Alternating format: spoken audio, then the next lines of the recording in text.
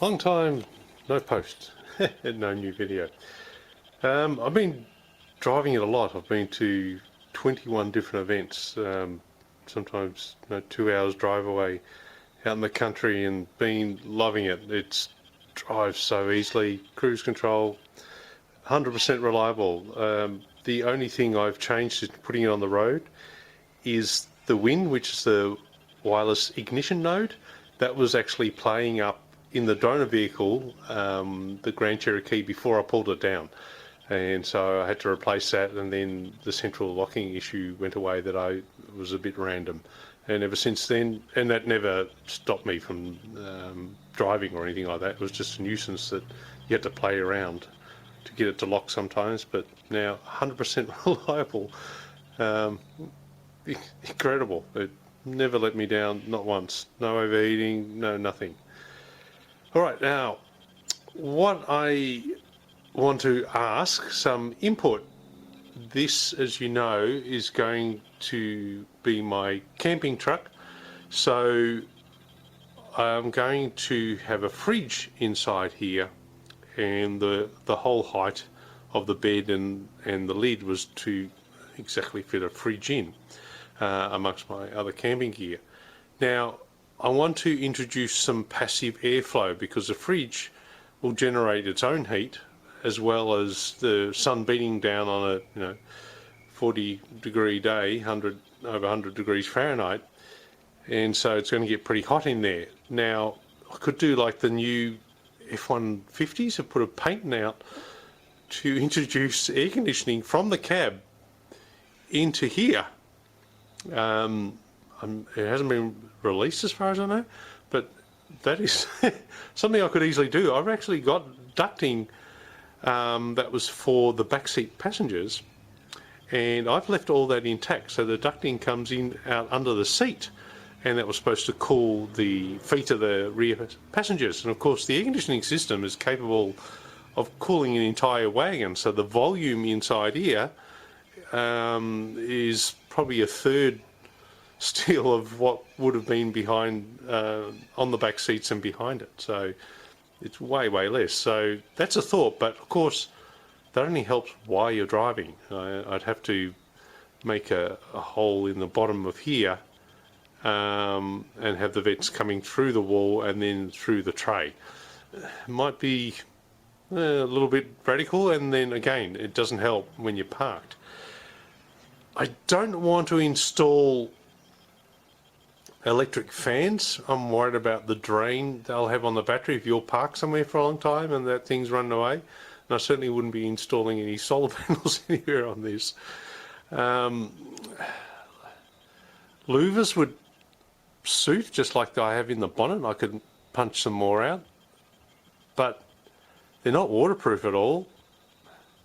So the only thing I can come up with, and that's unless someone's got a better idea, I've bought a stack of these stainless steel vents. So you drill a 2-inch hole, push them in. So the bottom of these stake pockets are still open. I can stick my fingers right up there, and it was for the thought of doing this when I was already constructing this bed.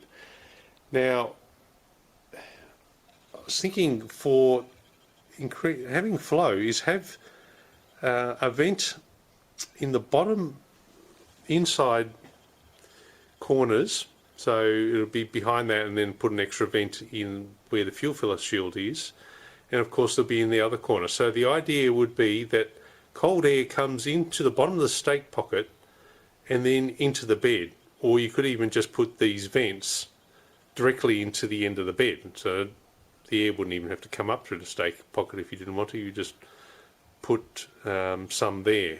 It won't make any difference to the function. The idea would be that once the air is drawn in through the vents down low, that it's going to passively have somewhere to draw air from. If I then put some up high in this corner, and then so that will then vent into the stake pocket right here, and then I'll put another vent here because I don't think it would flow well if the hot air would then have to travel all the way out the bottom of the stake pocket. I don't think that would flow. I would make up a fancy vent for the ones on the outside. I was thinking out of some stainless. I've got a fret saw and I can cut the WO for, you know, like on the tailgate there, Willys Overland symbol, and have something similar in up the top here.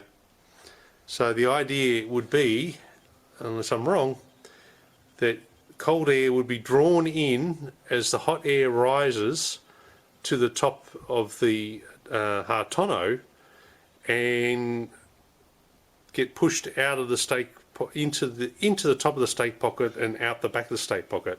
And all this, also this area here, because it's behind the airflow, would be a negative pressure area, and so hopefully cause some vacuum at least while you're driving, and still work passively when you're just parked.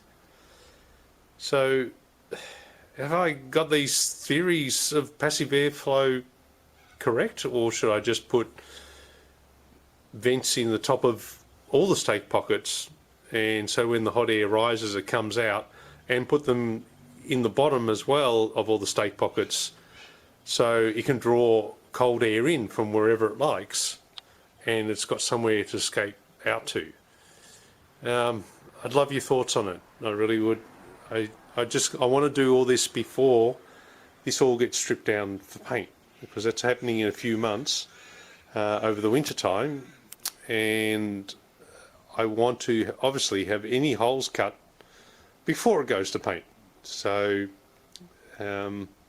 please, if you can help with my theory of airflow, please comment.